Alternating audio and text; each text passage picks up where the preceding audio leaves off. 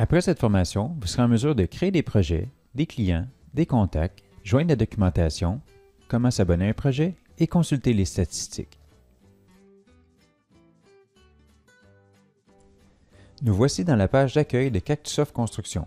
Dirigez-vous vers Vente et cliquez sur Projet pour accéder à la gestion des projets.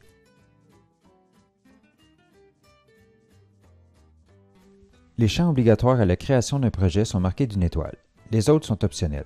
Par contre, le plus d'informations que vous entrez dans le projet, plus facile sera le travail des autres intervenants dans Cactusoft Construction, que ce soit au niveau du répartiteur, des travailleurs, contremaîtres, superviseurs ou autres. Le nom du projet est obligatoire. Ce nom va suivre partout dans l'application, que ce soit dans la planification de chantier, dans la section Mes chantiers des travailleurs, à la paye, dans les projets, etc. La description du projet est pour l'interne seulement. Cette description ne va apparaître qu'à la consultation du dit projet. Ce champ est optionnel. La description de la main-d'œuvre va apparaître dans la planification de chantier et dans la section Mes chantiers pour les travailleurs. Comme le nom l'indique, c'est la description des travaux, mais dans son ensemble. Cette note va apparaître à toutes les fois que ce projet sera à l'horaire pour les travailleurs. Il faut le voir comme étant une note globale du projet et non pour une partie spécifique des travaux. Pour les notes particulières à une journée, il faut passer par la note du projet dans la planification de chantier. Ce champ est optionnel. La date de début est obligatoire, mais n'est là qu'à titre informatif. Que ce soit dans le passé ou le futur, on peut tout de même mettre un projet à l'horaire. Même chose pour la date de fin. Les différences seront au niveau de la page d'accueil des projets et des filtres. En cours veut dire chantier avec date de début dans le passé et aucune date de fin.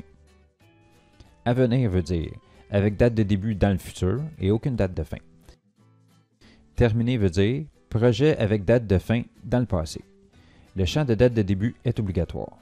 À la création d'un projet, vous êtes sélectionné par défaut comme étant le chargé de projet, mais on peut choisir n'importe quel utilisateur dans l'application. Nous voyons le chargé de projet comme la personne clé du projet et comme la personne de référence à contacter au besoin. Dans la section Mes chantiers des travailleurs, en tout temps, le nom et coordonnées du chargé de projet y sont présentés. Il existe également un filtre dans la planification de chantier en lien avec le chargé de projet. Ce champ est obligatoire. C'est ici que nous allons sélectionner la convention collective qui guidera les calculs en lien avec la paye. Ce champ est obligatoire. L'emplacement n'est qu'à titre informatif, que ce soit pour le répartiteur ou les travailleurs, car si un emplacement est choisi, il apparaîtra dans la section PDF de l'envoi d'horaire par courriel de celui-ci. Ce champ est optionnel. Par défaut, l'instance vous suggère un numéro de référence, mais vous pouvez mettre celui que vous voulez.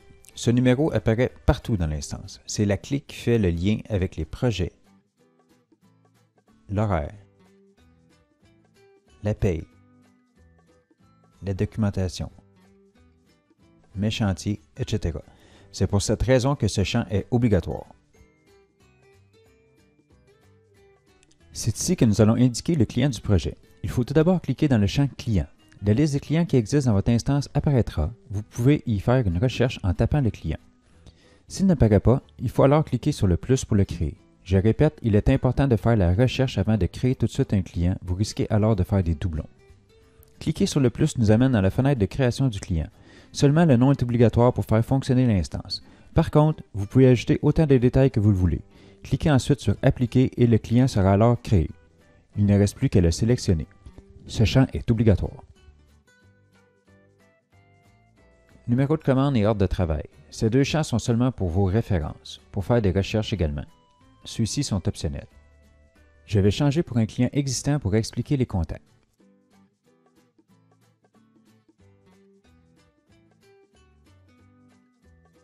Ajout de contact. Tout comme le client, il faut cliquer sur la ligne et tous les contacts dans votre instance vont apparaître. En premier, il y aura ceux ayant une relation avec le client sélectionné. Ils ont un carnet noir devant. Un contact avec relation veut dire que ce contact a déjà été sélectionné pour un projet avec ce client. Ça ne veut pas nécessairement dire que cette personne travaille pour ce client, mais qu'il est une personne ressource sur le chantier. Par exemple, un opérateur de grue sur un gros projet, ou un secouriste, etc. Donc, il se peut qu'un contact soit en relation avec différents clients. Tout comme le client, si le contact n'existe pas, on peut le créer en cliquant sur le plus. La fenêtre de création du contact va s'ouvrir. Les informations ici sont optionnelles, mais dites-vous que ce que vous y inscrivez à cette étape va suivre pour les travailleurs dans la section Mes chantiers. Au minimum, un nom et un numéro de mobile. Cliquez sur Appliquer et le contact sera alors créé. Il ne restera plus qu'à le sélectionner. Vous pouvez ensuite ajouter un rôle pour ce contact. Il existe 3 rôles par défaut dans l'instance, mais vous pouvez en créer autant que vous le voulez en cliquant sur le plus. Vous pouvez mettre autant de contacts que vous le désirez.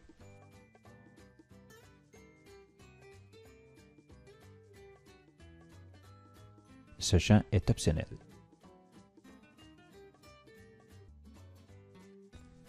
Voici la manière facile et rapide de sélectionner le lieu et l'adresse d'un projet. Cliquez sur le bouton « Choisir la position géographique du chantier », inscrire l'adresse du chantier et cliquez sur la loupe.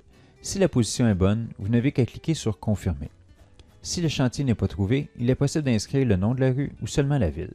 Vous pouvez ensuite bouger le point rouge et le déplacer exactement à l'endroit correspondant au chantier. Vous pouvez également sélectionner la vue satellite pour être très précis.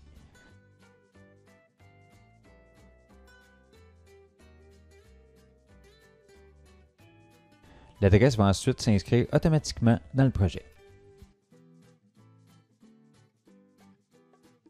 Il est toujours possible par la suite de venir modifier l'adresse ici, car la géolocalisation et l'adresse inscrite sont distinctes. C'est avec la géolocalisation du chantier que la section Carte pour les travailleurs fonctionne pour se rendre au chantier.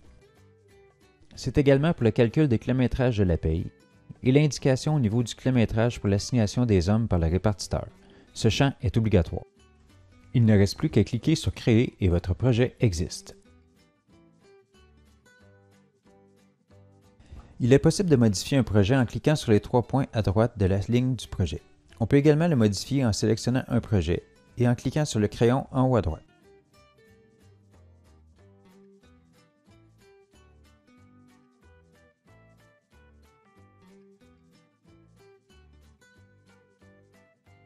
On peut ajouter des fichiers à un projet en cliquant sur les 3 petits points, consulter les pièces jointes et ensuite en cliquant sur le nuage.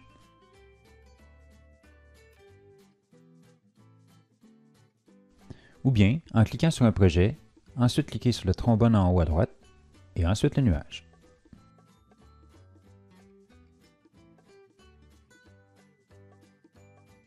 L'étoile. Nous avons maintenant ajouté le principe d'abonnement à un projet. Voici ce qui a changé. Auparavant, le vendeur, maintenant chargé de projet, recevait des notifications courriel pour tout ce qui était joint au projet.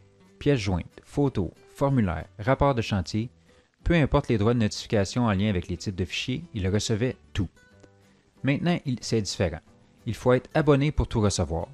Donc, à la création d'un projet, par défaut, on ne reçoit plus rien. Il faut s'abonner en cliquant sur l'étoile. Si l'étoile est jaune, je reçois tout. Sinon, je ne recevrai que les types de fichiers en lien avec mon rôle, pas en lien avec l'abonnement ou le projet. Je peux donc m'abonner ou non sur un projet à mon nom ou non. Je peux m'abonner sur le projet d'un collègue en vacances. On peut même voir combien nous sommes à suivre ce projet. Ou en tant que superviseur, je pourrais avoir le goût de voir les fichiers passer sur un début de projet. C'est libre à vous.